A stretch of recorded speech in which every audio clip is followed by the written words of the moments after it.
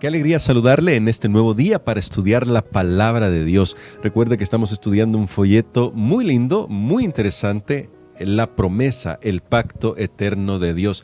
Y ya estamos estudiando la segunda lección y hoy es día miércoles y por lo tanto vamos a conversar un poco sobre el tema el pacto con Moisés. Y por eso también nos acompaña, como siempre lo hace el pastor Dani Perla, para poder hacer estos comentarios que nos ayudarán a comprender un poquito más de la palabra de Dios. Recuerde que durante esta semana estamos hablando sobre las nociones básicas del pacto, pero esas nociones básicas ya nos han introducido algunos temas muy interesantes, pastor. Así es. Muy bien, entonces vamos a orar para pedir a Dios que nos ayude a comprender la lección de hoy. Padre querido, gracias te damos porque hasta aquí tú nos has ayudado y porque en ti podemos encontrar sabiduría para poder aprender cómo tú estás solucionando el problema del mal en este mundo y cómo quieres que nosotros seamos parte de este pacto especial que tú tienes con tus hijos. En el nombre de Jesús oramos. Amén. Amén. Muy bien, pastor, en esto, cuando estamos hablando de las nociones básicas del pacto, ya nos hemos encontrado con algunos personajes. Ya hablamos sobre Noé, ya hablamos sobre Abraham, o Abraham antes de ser Abraham, y hoy vamos a saltar otros varios siglos en el tiempo hasta llegar a Moisés. Y en este caso con Moisés me llama la atención algo que Moisés hace cuando se presenta ante el pueblo y les presenta en Éxodo 6, usted lo puede leer en casa, son varios versículos ahí, una repetición del pacto. Digo que es una repetición porque imagino de que lo que está transmitiendo Moisés es algo que de alguna manera ya deberían saber todos los israelitas. Así es, definitivamente yo creo que un concepto, porque estamos poniendo la base para lo del pacto, un concepto que debe quedar claro es que solo hay un pacto. Ah, muy bien. Solo hay un pacto. Y eso nos va a servir para más adelante. Correcto, y ese es el pacto eterno, por eso se llama el pacto eterno, pero que a lo largo de la historia Dios lo ratificó, comenzando, por ejemplo, con Noé, que allí es la primera vez que se encuentra la palabra pacto, aunque además nosotros hemos visto que con Adán y Eva, antes de la entrada del pecado, Dios también estableció una especie de pacto. De pacto, sí. Y justamente también después de la entrada del pecado. Pero la palabra, el uso en sí específico de la palabra pacto, inicia con Noé, luego va con Abraham, y entonces lo que sucede con Moisés, en realidad el pacto no es directamente con Moisés, sino que es con el pueblo de Israel al pie del monte Sinaí, donde Dios reitera lo que había dado anteriormente a Abraham. Entonces, pastor, el Éxodo, propiamente el Éxodo, ¿cómo muestra el cumplimiento de Dios de esa parte del pacto o de ese pacto? Muy bien. Otro concepto que nos ayuda es que el pacto siempre es un pacto de gracia.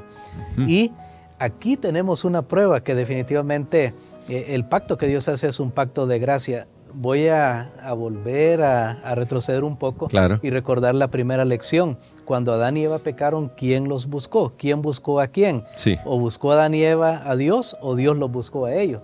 Nosotros sabemos que fue Dios que los buscó a ellos.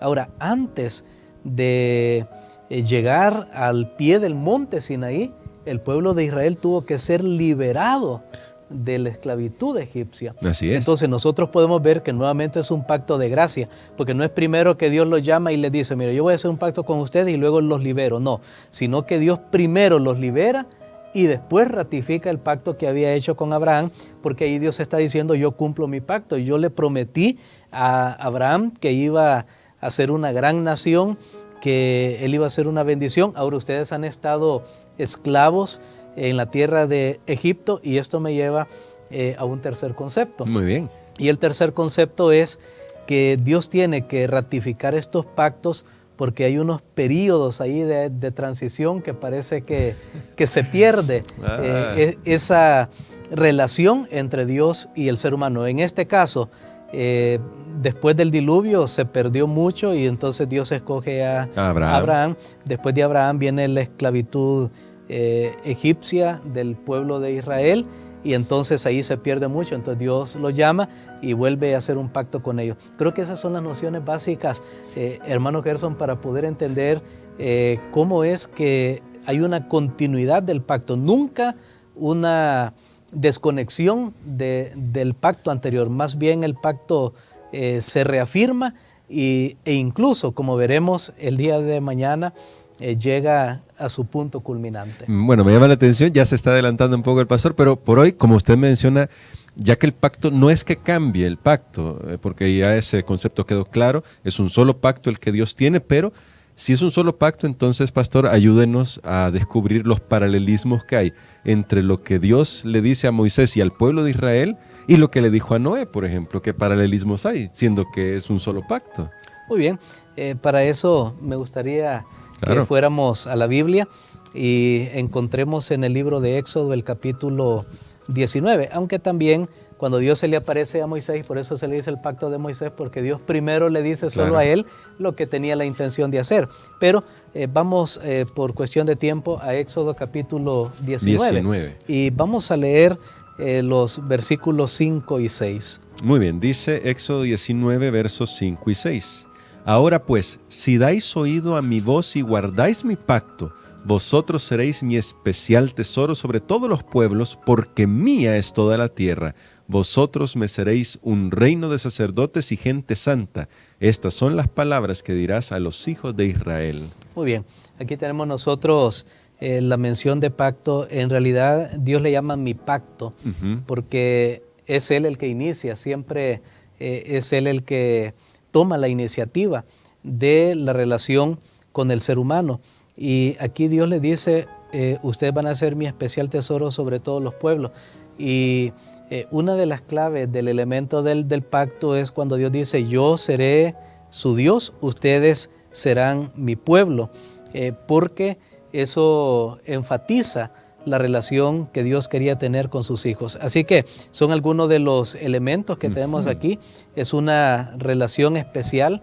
Él les dice, ustedes van a ser también un pueblo de sacerdocio, una gente santa, y Dios les dice, si ustedes dan oído a mi voz. Y aquí viene la función de la ley en el pacto, que creo que vamos a estudiarlo más adelante. Claro que sí. Bueno, me llama mucho la atención lo que ha comentado, pastor, porque aquí estamos descubriendo cómo Dios en realidad va, por así decirlo, construyendo sobre una idea que Él mismo ha iniciado, la idea del pacto, y la va desarrollando todavía más para que la comprendamos un poco mejor.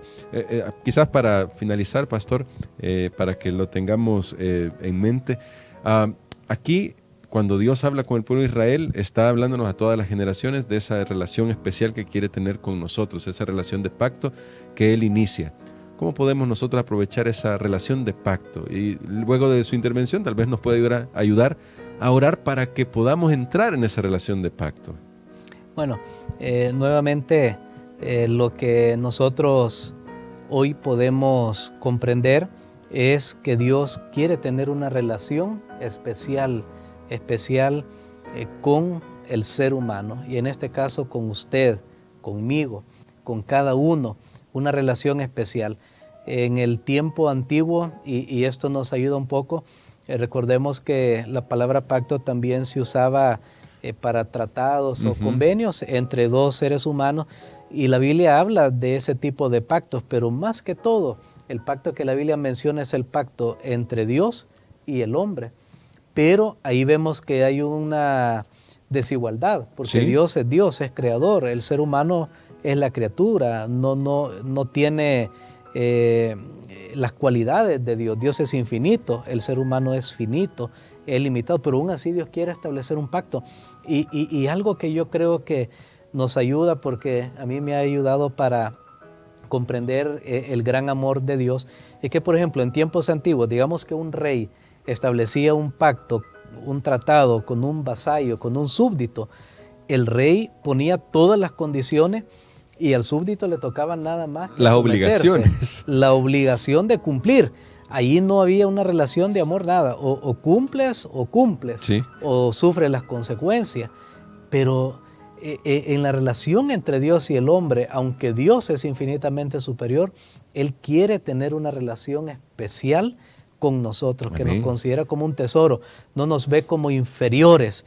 Y esto lo vamos a ver cuando finalmente Jesús viene y y decide hacerse uno como nosotros. Amén. Así que, amigo, amiga, Dios te está buscando este día también. Dios te pregunta, ¿dónde estás tú? ¿Qué estás haciendo? ¿Cómo está tu vida? ¿Cómo te está yendo? ¿En qué problema te has metido? Dios dice, ¿sabes qué? Yo quiero ser tu Dios. Quiero que vuelvas al pacto. Si tú has conocido al Señor y has abandonado sus caminos, Dios te llama de nuevo, porque es por gracia. Amén. Es por la gracia que nosotros podemos tener una relación con Él. Amén. Les invitamos para orar. Padre que estás en los cielos, te agradecemos, Señor, por estas nociones básicas del pacto que nos has permitido estudiar este día. Te pedimos que más que una teoría, Señor, nosotros podamos decidir hoy iniciar o continuar una relación contigo. Tú conoces nuestras vidas, oh Padre, tú conoces cuán alejados o cuán cerca estamos de ti. Permítenos, Señor, que hoy sea el día que podamos decir, tú eres nuestro Dios y nosotros somos tus hijos. En el nombre de Jesús. Amén. Amén.